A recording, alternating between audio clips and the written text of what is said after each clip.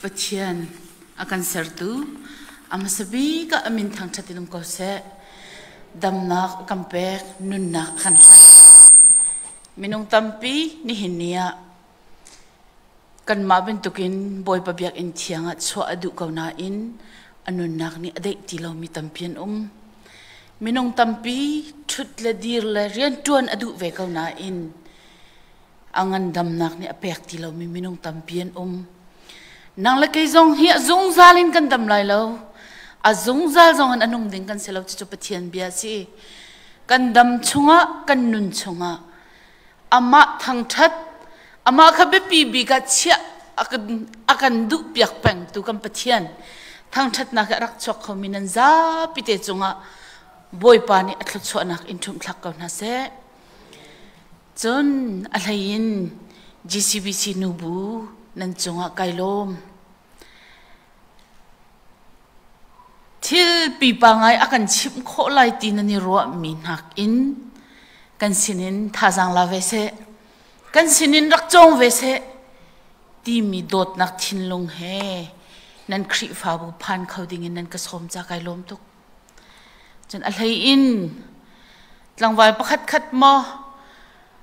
ai mad de mi memorial of mi mo pakhat khat an rak thla ten halayen ka don te lai ti ka ruat na in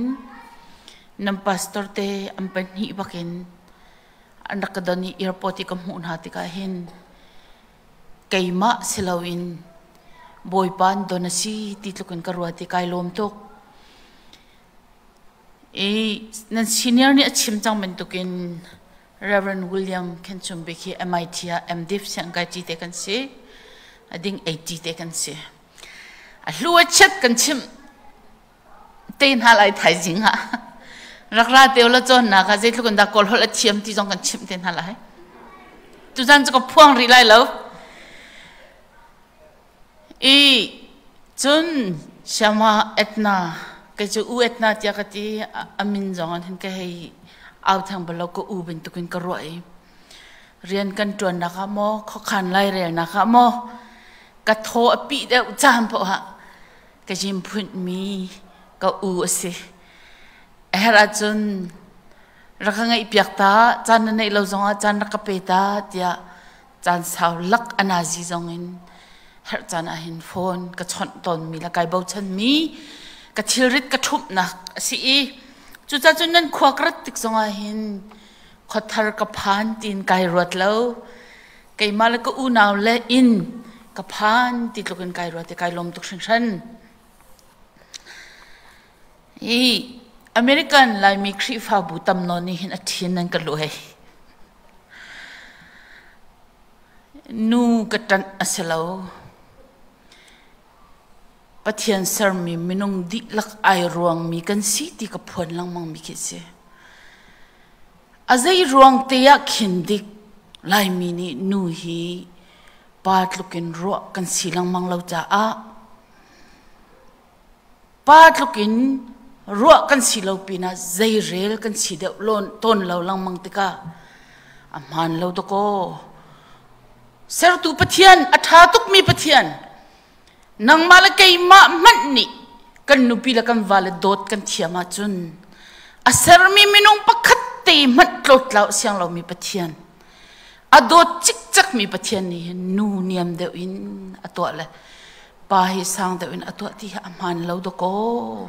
chu Bible chon piak mi selo ai tluk tem boy pani akan sir akal ti ding kan si ai bom cheu cheu ding kan si ti ka au pi mi se women right ka chim selo in human right ka chim tu ki se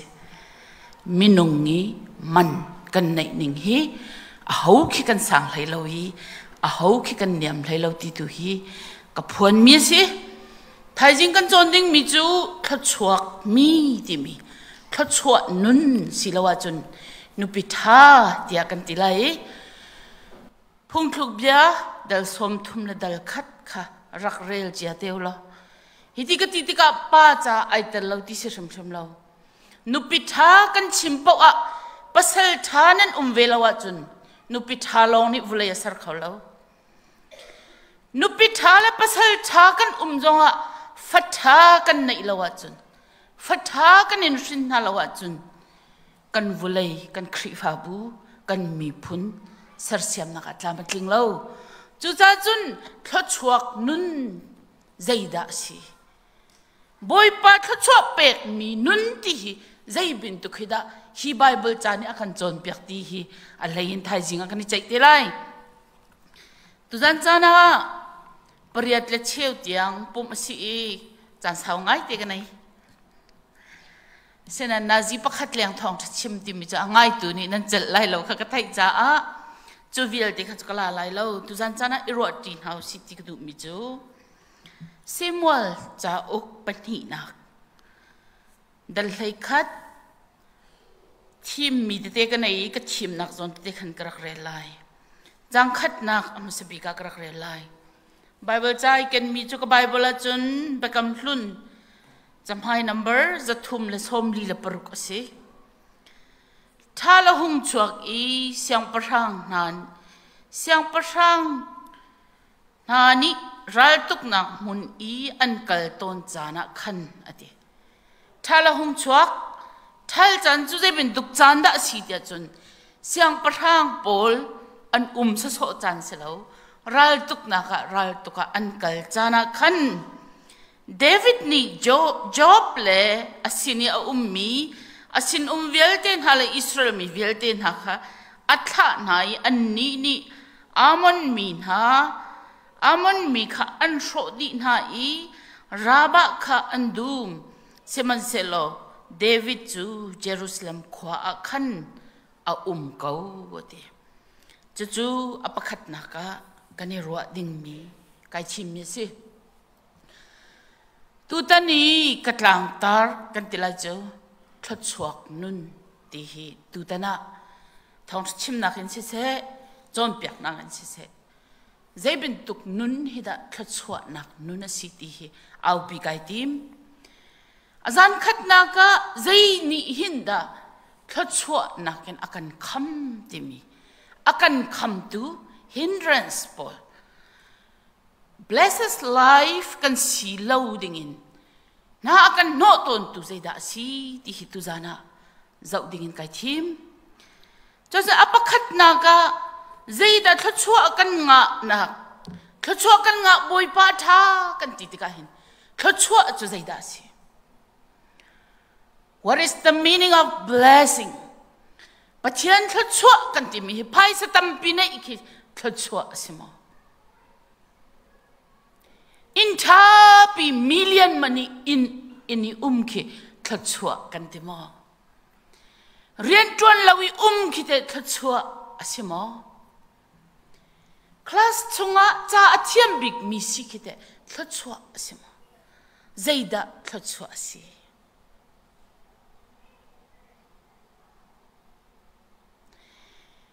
minong tampi ni khrifa tampi ni thachua nak tia kan rel ton mi chu vulei lei rum nak vulei lei fim nak vulei lei ngandam nak kan mu tika thachua tia kan ti lang mang seman selo kum thum chung azoi athau ti lo mi zo nu ni kasina tette khan mi pakhat chu kacha him boy pa ha tha tu khring san hiti ben tukin I khun chunga hen rak zo in rak kwal haning lo kawa athat nakhe karak thailo te hoi ben tuk wa chiao tluk long asirwatia ka ro I semen selo ka zo tak tak tiki ke I tak tak tiki I khun chungi ke I aka thopbul ka zau tika hoi nakin mi wa nakin boy pani ka wa hi kacha thachua aka pe khun mi pe si hi ti kai fiang ate Adam ronga thachua kam huti lo azot kau buin avani a hot lawi adot tuk mi kha thachua kam huti zoom tu tak tak kan nun naka chun chu asiok asirwa tia karwa kan mani kan ta mi thachua khima kan thachua si silawa boy pani sitara kan du mi nuni kan kalli boy pani zai kan ton po akan ton pi kau ti kan nun pi khida thachua si chu kong chu thai jinga tam de kan chim te lai tu zana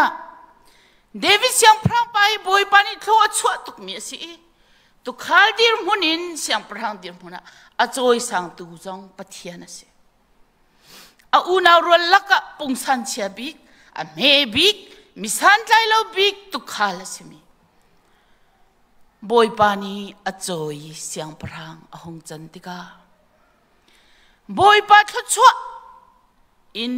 apial nakhi arwang pathum a chu ni hin nia lai mi tam pi jong kam pial nak si ve ro tia ka ro I chu thlo chwa akan pial tar tu kan nun nak thlo chwa in akan pe tar tu chu kan ni ral rin nak ngading cha tha jang pe kan dun ha siang pasang ni thal chana atu ton mi chu aral asimi pol kha vakali ral vatuk kha se siang pasang chu aral ka velte a control tu le commander in chief ase command atu tu ding ase seman selo david siang pasang pani khatchua angat nak arwang pakhat chu a nak muna a lo a nak ai pat a nak ding chu aral kap na he hi ka hin amon min ha pol an rak dau nai an sho di na khan aral kap job platin david siang prang pa arak kal ding mi pa se seman selo siang prang pa cha thal chana chu ka chuna kal lo nak ipal timi vulai chunga ti anung tak tak mi se chu nak ipal ni chun kan vulai pi a roi chu nak mun ipal ronga chun atu kol ram zonga harsat nak kan tong choma zai ronga kan kol rami atui uk nak san samin ala tu pa hi achon mi zai da si ral tuk ase ram a him kho nak dinga ven ase ani arian chu mai thal itlai I ami an him kho nak ngading cha thut la dir kha se aral kap roi ase seman selo chu arian la thiam mi la chon mi chu tuan du lawin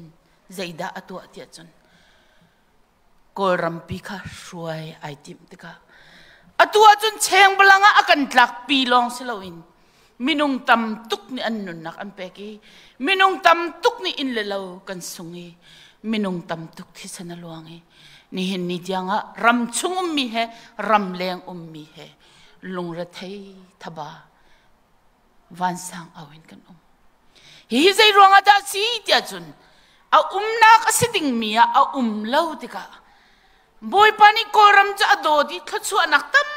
pi nya maram kan tia kan mande mo kolram kan tia kan kol mi phuni an rama kan vachialang ma a man lo kan ram chiao se nya maram kan tia han man bi thisena luangi ama ni avending mi ama ni mini an tha na mana ram dang ni an rak tuk mana akham ding mi kha ama lila ni ami pi tha na te ka nak ipal thut nak ipal timini hin kan rama thi nak thisen achwa E harsat nak tam pi ni hin nia hin kan tong nak ipal timi ju zayinda chim gaduri tia chun ta chun nak hi ka hin biak ina arami thut nak minung thut nak si minung kan thut tika asiding mi kha se minung kan thut na ka hin minung silawin kan zuat mi still arwa ki hong thu na selo biak in asinak atlaw pathian biak nak mun asinak kha atlaw nak pal timi boy pani akan sertika in chung khurkhar nei ding na kan sari vale nan nupi la kan fale nan fapadot ni a nak ai pal I a nak muna a tilo tika chun chu chung khar cha ke koi chik chak kan do tuk mi kan fanu ni a nak ai pal ve I fanu nak muna a lawa chun chu chung khar chu a rok chik chak a ke koi chik chak tunaya praise and worship and kan roi kan falani music an vantum mi drum ni amala o ten atum litum mini ama ningte na tum besa tum mini rhythm tum mini an ma ningte in an tum tika zaida hong chuak ai ruang tuk mi harmony a ummi melody tha tuk an kan serpia siman selo drum ni khan keima ta bak long tia thua jamam selo drum helong in chun la sakhar ngai lai bes zoni khan lead le adang pol chu abe pilau keima ka be pi ti sala ama ta long kha thang tak tak en to salo harmony a ti lai lo an nak mun chiawi an umi an sining chiaw te in an sun an thiam mi athabik mi kha boy pam pek tika boy pasum par nak alang la kan sakti ka tha jang kan lai boy padot nak kan ruati kan nun naka chuni chun rian atuan chu nak kan ipal lo tika boy pani hin athot so helam kan roi ton David arak ipal big mi ju araka polvial ju ral headset antuki kan thilai ma kan nong lai ti dir mun an dir lewa ani ju siang prang nak muna tlahwa ren athui a nak dinga kallawin a law nak dinga a tika anun naka thotchwa city lawin thotchwa amu chami man kha ai phit tia tiu silo kam palai lo apan hi na ga zaida atori tia chun chang hi na ka chun nikhat chu zan lei sanga khin David chu ai khunin a thau i siang prang injungi a chotika injung chun minu pakhat a khol leu kha hei mu chun chunu chu ado ngai ngai chun David ni mi a hei than ha i minu kong khi a thlat chun pakhat ni manu hi Eliam fanu Bathsheba hit mi Uriah nupi kha Salomo tia di chu cha a David ni lamkal a hei than ha i an vlak chun asena arai arak ipi adot ni naga David ni aipa than mi chu athot chwa aphi na ato mi chu thot chwa nuna boy pani a hroi cho ma kom nain chu thot chwa nak chu thot chwa lo naka ato mi chu zaida asi tia chun azau loading mi azau amit chanak aipa minung tampi ni hi ka zona hin Bathsheba hi swalam photon am blame ton siman selo an sininga hi chan liao minung hi chan liao Israel mi phun zaitin da thilan rak to yan rak ti mi kan zau ta lawa chun Bathsheba hi pa alem soi pa ni rak ko orn ha se an mit thi ning tia a dia soi phota foite chu cha hi kong hi tlom pal te kan zau lai Eliam fanu Bathsheba si tia kan hu tika hin chanre nak ukhat nak angan pathum amhe pangana zau sia chun hipa min hi ami el tia ti si chu ami el chu Eliam i apa arak selai tia ro si phundang chun kwat Samuel cha ok panhi na angan kulathum amhe pali na rel asia chun David ni aral kaplaka mi thong minung som thum le pasari athim na i chulaka chun Eliam tim hi minung pakhat ase phundangan chima chun Bathsheba apa chu David i aral kap athong athiam mi kumandu ral kapi aitel mi pa pakhat ase tikhi mukho si apan hi na ka Uriah i anupi ase hoi Uriah cho amon min ha andau liao zong ra sang laka akal cho ma mi David cha ral adau cho ma mi ase phundang kan chimasia chun David hi minung thinlung te nei se lo ama akut tang hi zum ok tlak te rian atun mi an nupi an fanu chu azau khending mi arian ase amit amu ninga fanu bentukin do ding kilven dingin azau ding mi kha amu ningai dang sadu nakin chunu chu azau zai ronga da David siang prang injung ya umliaw manu ai khol mi jam mu tia behal nak khau Hebrew mi phunni hin Judah mi phunni hin nu phung an thei tika thian nak phung to ase chu the law of nida tia anti nida phung tise Leviticus nan relasia chun tam piau mi nuni nu phung a thei liawa atong mi thil pau cha athur awa atong zonga athur inak atong zonga athur puan atong zonga athur a hau heman itong loading tise chu nu phung a thei adi tika zar khat anga lai anga di tikin lai leng in mo zain mo rai thoi nak atwa lai thiang ten ai thet lai chu nu longa chun a thiang lai tise mi sina ai jo khau lai tise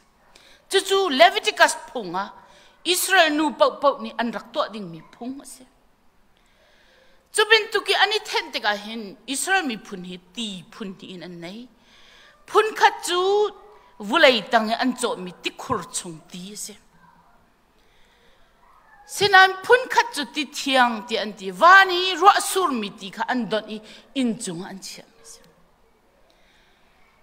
Lan ya Israel mi phun in an saktika an kan chimton mi le chai kan rel mi chu an in chi hi ti hina umlo ni chu a pen cha a chu kai in chung i ro chi an don mi ti hi khoi ka da an chia ti chun in chung an chia ton chu ti thiang ti se zai ronga ti chum vulai atong lo wanin arak tla mi kha don mi ti si cha a rai thoi nak cha le chen hlip nak cha chubin tuk ti thiang cha man ase chu cha chun nu pakhat ni nu phung a ngal i thi anei i thian nak phung atwa ai khol ti ka hin ti khur chunge lak mi ti se lawin wani atla mi ti kha a manin ai khol chu ti chu apung i an hun nak mun chu in chunga se chu cha chun Bathsheba hi khoi ka munada chen nak atwa tia chun personal time alak liao si thian nak phung atwa liao si ai kholi van roi atla mi ti chun apum nu phung a thei ronga athur tia Judah phung ni arwa mi kha ai then liao si mi pakhati privacy chan kha David siang prang pa ni avazau amit ni azau mi shim ka aman ti lo azau tik zonga chun mi al hatter nai a hoda asi ti a hen nai an rak chimi Eliam fanu serle hit mi pa uraya I anu piasi apa se ava se David siang pram pa cha bau chanok tlakin ral atumi ral kapana komandu som thum le pasri telong chimia idol mi an sina in fanu thin longan azau khawlo amani anun nak himding asimi nu dir munin azau khawloi David thin lung chunga soi pidu nak thin longan azau tika chuni chun David nun nak thachwa nak amu chu ama mi pa anun chu thachwa nak akham tua ai chang dot mi khri pha bun ha chan tampia chungkhar lai mi chungkhar kan ke koi ton ve ka loma kha public ni a nak ding muna lawin laung ka sanak muna nan kal tika chun chungkhar cha tap chang nubik zong ni kan nak ding muna lawin kan nak ding mun kan ipal I mun dang I kan tlawa chun kan chungkhur khar kan fal kan walan tap chang chulong salawin kan zau mi mit thur nop nakin mi kan zau tika chun chu thur nop nak mit ni chun chungkhar akhe khoi di thong thak chim nak zong ak chim ton chom piak nak zong ka chim ton mi chu rian kan 20 nai company a kani do atha to siman selom mi va kha nu pi na silawa chun anu pi lukin dot a halo na va cha tua nai tam ok si na va cha tua nai do na kha lang se mi va cha a mi va va dot piak kha boy pa ni an fial lem lo to ko chan tam pia company a roll ai chan hong chu kan ti microwave kan vani chu nai nu tam pi chu kan ma roll man ilum masalawin kan dot min ha ni pa ta akut a umve ka wa chun lumpiak lem la ake a umve ka wa chun lumpiak len la kha khani khan pe kan tua mi ni khan pe kan zau mi kan mit ni khan pe sual na ka akan kal pilang mang hi kan zau mi kan mit kan ipal i kan nak kan ipal changa chun kan in chung khur khari pathian sumpar nak cha stilowin khochanop nak ina ai chua in kan choke boy pa sena kan api pastor te kan out nai kha kan chami siman selo adong na ka chun chu in chu chuak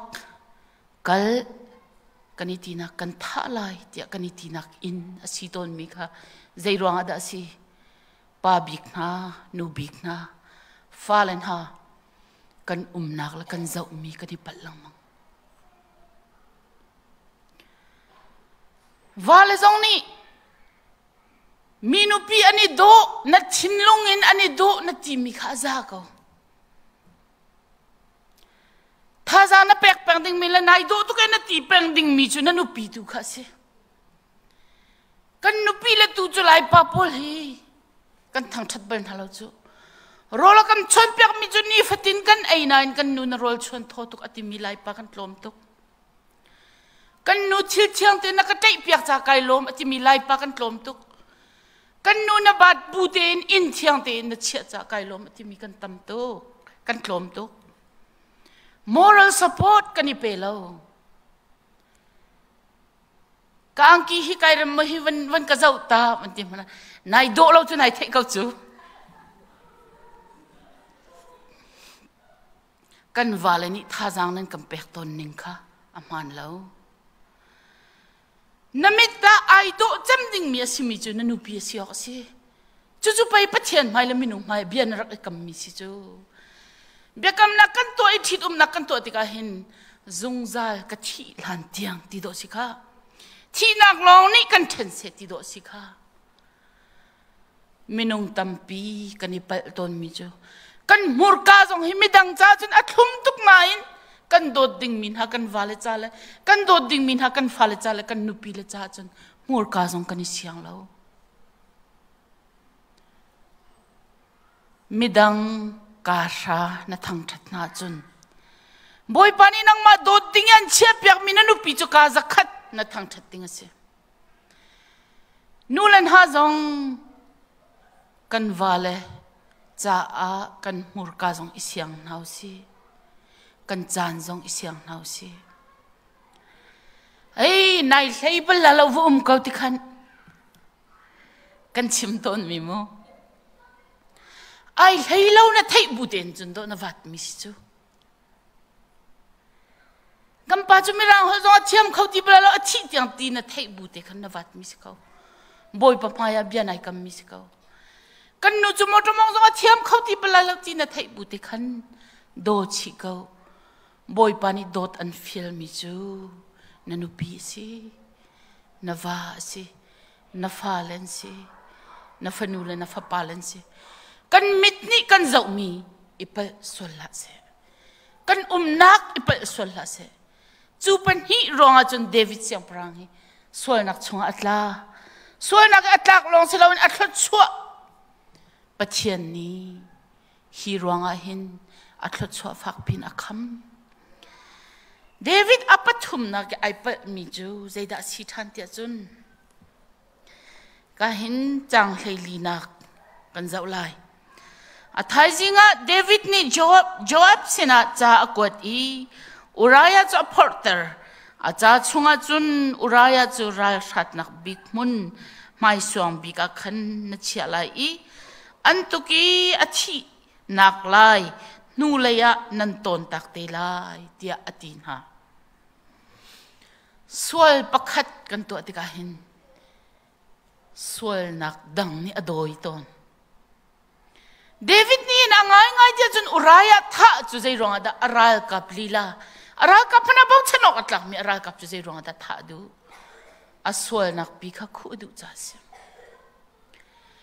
minu pi asitia thai kau na in hi ka hin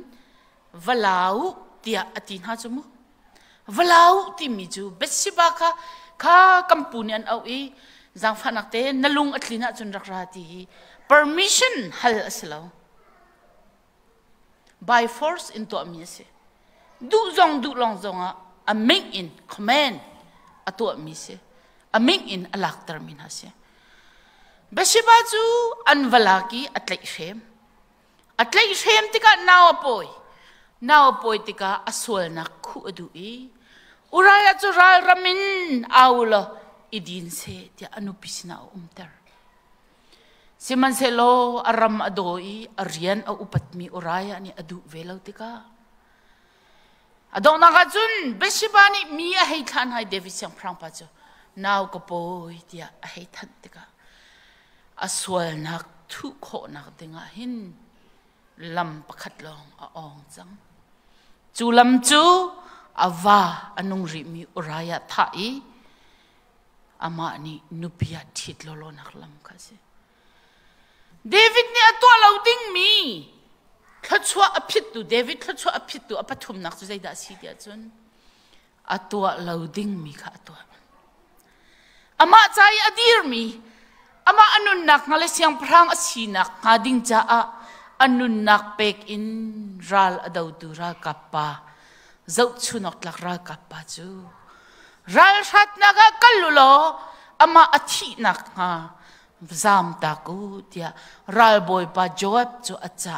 cha akot chu tika Uraya chu athi atuan bia tang lai kan re thana sia chun Prophet Nathan sinin pathian bia rai Prophet Nathan ni David aswal nak chu mini an kamuro lo ti arwa mi vial te kha Prophet Nathan mangin pathian ni kan mu hi kan thai hi ti kha lang tar chutika adot tuk mi besiba athi ti fa te an nei fa padu nung te anei na in boy pa alung atlin lo cha a chu fa pa cha lak pyak than khatwa mu mi pa David tu khal dir munin siang prang dir muna pathian ni achoi sa ni khatwa achau tuk te minung mitin chu kan ro lai seman selo chu a khatwa chau mi vial te laka khatwa adon tu thil rak to mi Uraya nupi Bathsheba le ava Uraya chung atu mi thil hi tu jan chana GCBC khri fa bu chung ya ummi zoom tu nulapan hakan za pite cha hin khatwa kan pi nak khatwa kan don lo nak phunthum a khove ti tha jang pe kan du min ha se ka chim lang mang kanol than ri lai na nak mo ipal chi chet lai chi kan falen ha atu ben tu kim pum cha ni biak ininan hai do tu kan nak ding ase kan nak ding mun ase America na boy pa ni ara kan chai quality le chon hukin akhat mi rama akan cha sinain phil lau sam number ko le thuma kan rel mi chu boy pa chu tu khal ben tu kin akaveng tu si ke her mi vial te akapek di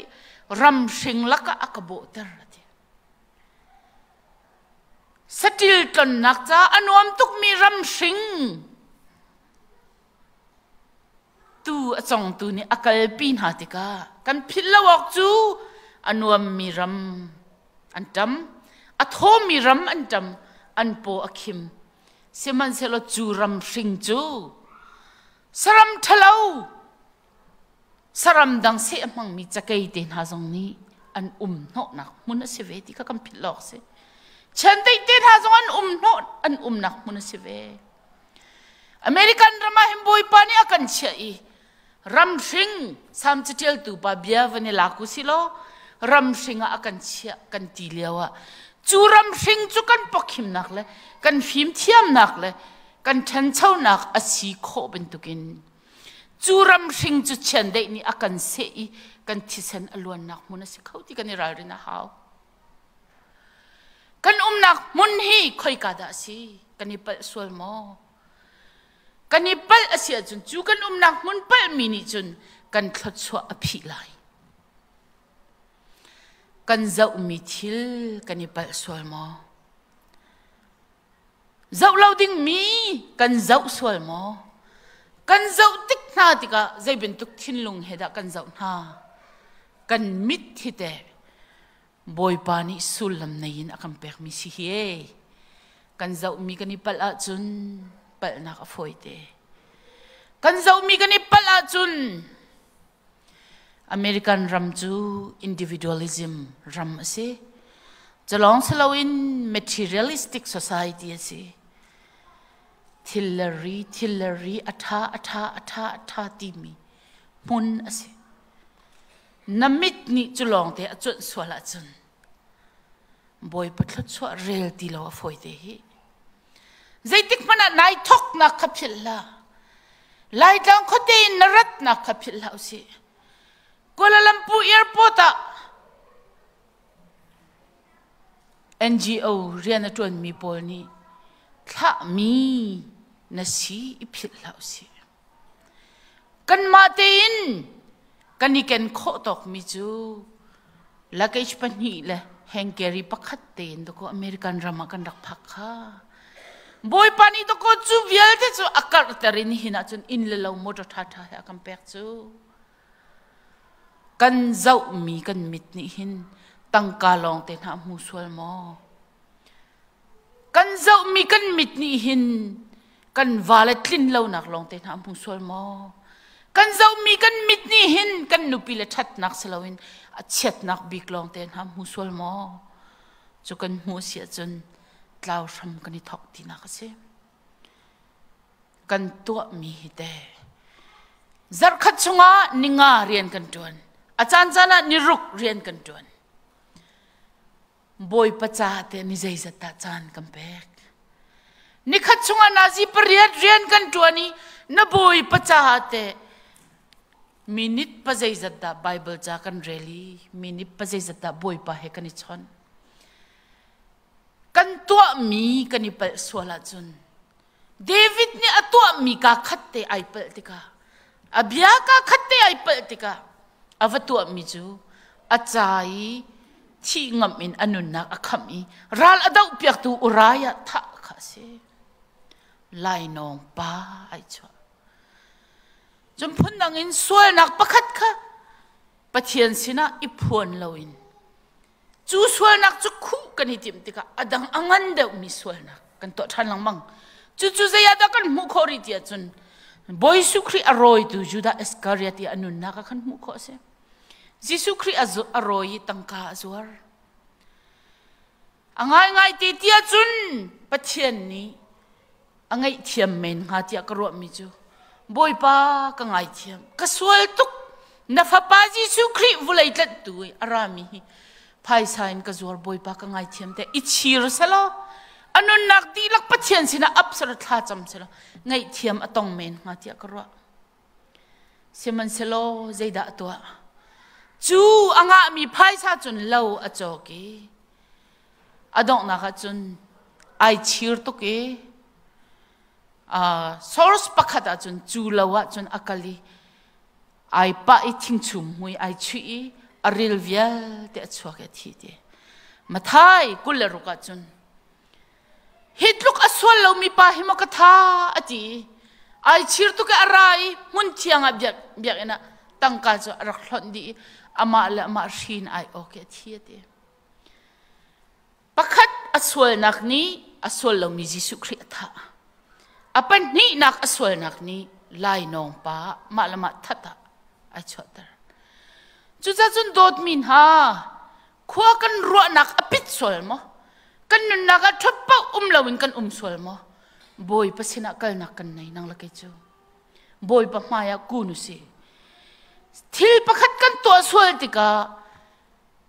nang ma minung sina ken na khu chun David bentukin sol chin lang mang nak to kho si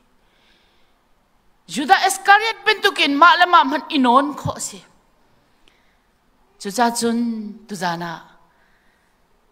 kan thachwa api ton nakhi phunthum a